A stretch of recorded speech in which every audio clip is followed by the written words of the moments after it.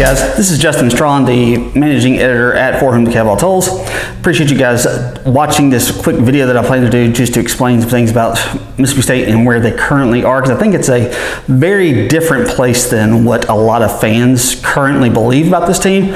Everybody's allowed their own opinion, everybody's allowed to have a different opinion, but I really think that there's a lot of negativity surrounding the fan base just based on whenever I write anything, whenever I post anything, whenever I do a podcast, there's always a lot of people who are saying, well, this team only did this. They destroyed Kentucky, but they're not very good. Yeah, they destroyed LSU, but LSU lost to Troy. They won by 25 against BYU, but they didn't look good doing it. So there's a lot of, and like I said, this is coming from fans. If it was coming from people outside the program and people that didn't follow Mississippi State, it wouldn't bother me that much. So, and if you're wondering why I'm wearing all this stuff about the LA Dodgers, I'm about to head out to work, and I work at a school, and our school is doing Team Spirit Day. And today's the start of the World Series when I'm recording this, so that's the reason that I'm wearing this gear. And also we'll be wearing the same gear because I'm going to for our weekend look ahead, because I'm going to be doing that here in just a moment as well.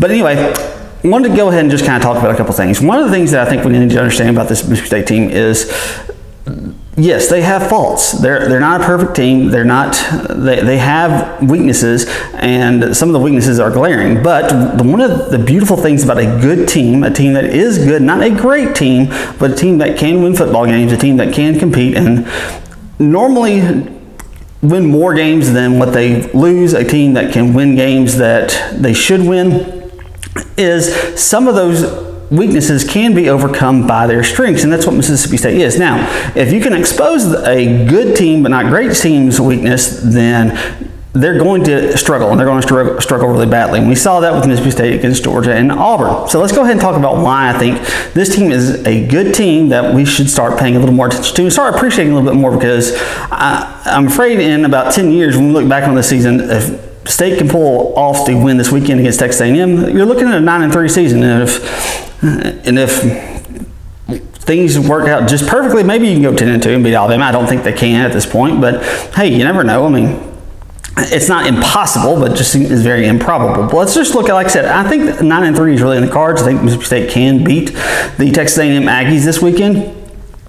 But let me show you why I think that the Bulldogs are a good team, even if they're not a great team. First and foremost, they have an elite rushing game. They are one of the best teams in the SEC. They are the third best team overall in the SEC in rushing attacks. They currently average 264.6 yards per game. Even when they don't run the ball well, they didn't run the ball that well in their two losses to Auburn and Georgia, they still had like 170 yards on the ground in one game, like 180 in the other. I don't exactly remember what the exact totals were, but it was around there. They run the ball extremely well. Their running game is very difficult to stop.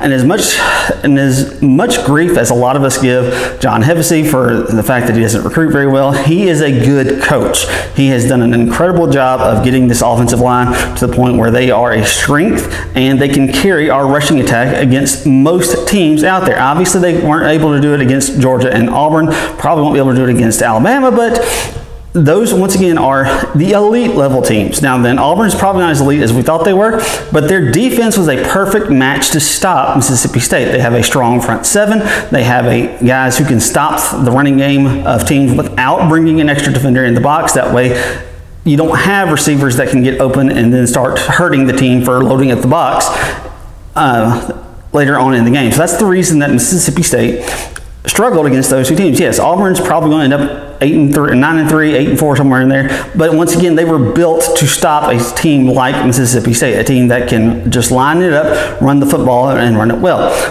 Maybe they'll be better than I thought they were. Maybe they'll be able to do more against Alabama and Georgia. I don't think so, but nevertheless, it's always a possibility. So that's one of the things that I think we need to look at. They are an elite rushing team. Nick Fitzgerald, Arish Williams, Nick Gibson, Kylan Hill, those four guys are doing an incredible job of running the football this year. If you look at their stats, Arish Williams, 5.1 yards per rush. Nick Fitzgerald, 6.9 yards per rush. Kylan Hill, 5.6 yards per rush. Nick Gibson, 6 yards per rush. They're doing an incredible job. Oh, and Keaton Thompson, when he gets in during those times, it doesn't let up. He's getting 8.4 yards per rush. So they're doing an incredible job running the ball. Overall, the entire team has a 5.7 yards per carry average. They're averaging 262 yards per game. It is an elite level rushing attack. It is up there with the Alabamas and the Georgias. Not quite there, but it's close. That's the one area where Mississippi State can say, yeah, we run the ball as well as anybody else in the country. I don't know where they rank in the country, but my guess is they're not too far down the list. Now, second, they have a good, nearly great defense. One of the problem that they have is they are exposed sometimes to big plays. If you have a big play threat and you have wide receivers that can get down the field and take advantage of the fact that our secondary is a little bit of a weakness for us, then yeah, they're going to struggle. But if you look at where this team has come from, they were a defense that ranked dead last in terms of points last year. They ranked dead last in the SEC in terms of the passing defense. This year, they're in the top 20s, the top 10s, whatever. I'm not exactly sure where it is. In almost every statistical category.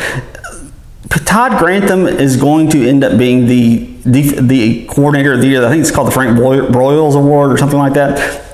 He's going to get that award. The Bulldogs defense was so bad under Peter Sirmon last year. It just took somebody who had some idea how to coordinate a defense to get in there and take care of things. Mississippi State is getting pressure on the quarterback. They don't always get sacks. They've got 13 sacks on the season, which is good for a little bit less than 2 per game. If they can get 3 this weekend against Texas A&M, then they would take that up to right at 2 per game. But they are doing a really good job of getting pressure, applying that pressure, and making sure that any help to the secondary they can get, that's the way they can get. You saw it this weekend against Kentucky.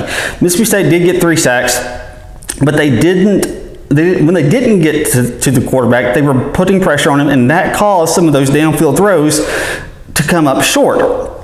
And that's what the secondary needs. If the defensive line, which has made this huge step forward, the addition of Montez Sweat has been key. Jeffrey Simmons stepping up, becoming the player that almost all of us thought he could be, has really helped out as well. Those 2 guys are creating holes, and if they can get Corey Thomas back, Braxton Hoyette's played well, but I think you're definitely a step down with him. Yeah, he had that nice little interception this past weekend against Kentucky, but you're still better off with Corey Thomas in the lineup instead of Braxton Hoyette. If they can get those guys putting pressure on quarterbacks, that's when the secondary can perform. We saw that this past weekend against Kentucky. Steven Johnson had some nice throws. He had some guys that had beaten the defensive secondary for the Bulldogs, but the difference was in the Auburn and Georgia games, he didn't have as much time to throw. He had to make those throws in a lot bigger hurry than he's accustomed to, and that's the reason that our secondary was able to catch up and make some plays where they hadn't been able to do that in the past. So if the Bulldogs secondary can continue to play the way that it has, along with the defensive line and the linebackers, then this defense is going to continue to play well, and they're going to continue to make big plays for the Bulldogs going forward. Last and foremost, another reason I think that this team is good is because they get good coaching all around. Dan Mullen is a good coach. I know a lot of people are getting frustrated with the fact that he can't seem to get us to 10, 11 wins, compete for an SEC West championship every single year. But guys, you have to remember the program. And when he came into this program, they had 5 terrible years under Sylvester Croom. Yeah, they had the 1 year that they ended up going to the Liberty Bowl. But even before that, they had the last 3 years of the Jackie Sherrill era, which were terrible. The history of the program, guys, does not suggest that this is a place that you can win 10, 11 games every year, go 10-2 every single year. There are steps, there are points that you have to go along the way before you can get to that point, and it's going to take a long time, if Mississippi State's ever going to get there, for them to get there. The first and foremost, we're at step 1. That is, win consistently. Winning 7, 8, possibly 9 games a year if you include the bowl. That's what Dan Mullen has done. He's gotten to the point where you think around 7 or 8 wins in the regular season is the norm, and then maybe tack on another win in a bowl season, get to around 8 or 9. That has become the standard. It takes a while. Doing that for 2 or 3 years, the first couple of years that Dan Mullen was in Starkville. That was nice, but you've got to show that you can do this every single year before you're going to start to get those elite level recruits to pay attention. There's a lot of talk about whether or not Starkville is easy to recruit to, whether it's not easy to recruit to. I get all those discussions, but understand this. What recruits more than anything else want to see is, can you win and can you get me to the NFL? Now, he's done a good job of proving that he can get players to the NFL. We've got 2 and 3-star players, Preston Smith, KJ Wright, Pernell McPhee, and a host of other guys that are playing in the NFL because they learned the game under Dan Mullen. Obviously, Dak Prescott, Bernard McKinney, all those guys are playing in the NFL, and it's because they developed under Dan Mullen. So that's the first step they want to see. But the second thing they want to see is that you can win consistently, and he is starting to prove that. If he can prove this year and next year that he can win 8 games this year. Let's say they don't beat Texas A&M, but win 8 games, win your bowl game, get to 9, and next year turn it into a special year. You're going to start to see a little bit more of an uptick in recruiting, because as much as we give Dan Mullen grief for not being able to recruit, he still is recruiting at one of the highest levels that we've ever seen at Mississippi State. It's not like he has just slacked off and just hasn't done it there as a Bulldog. If you look at what the recruiting services are going back in rankings, previous recruiting classes before all the recruiting buzz hit back in the early 2000s, they're starting to go back and get some of those earlier recruiting classes, and Mississippi State's weren't that good, guys. So he's doing as good a job as you can currently recruiting to Starkville. So yeah, there are flaws in this team. Yes, if they can't run the ball, the passing game is going to be non-existent. If they get beat by can't get pressure, they're going to get beat by deep plays. I understand all that. Yes, they have flaws, they have inconsistencies, but for the most part, they can beat good to average teams, and this is where we weren't there 9 years ago before Dan Mullen got here. So let's try to keep that in perspective. Maybe he sticks around and he can take that next step where we start competing with those great teams, where we start getting to the point where we can win some of those games every now and then, and maybe get that record against when we're ranked versus ranked teams, get that a little bit higher. But right now we're at the ending point of that first step where we see Mississippi State be able to win and win consistently. He's proven that now, and I think after next year could be the start of something special if he can pull off a really big season. So we'll see. I don't know that it's going to happen. I think that there's a lot of possibilities for it, but we're going to have to wait and see. So appreciate you guys tuning in as always, and until the weekend, look ahead. Hail State.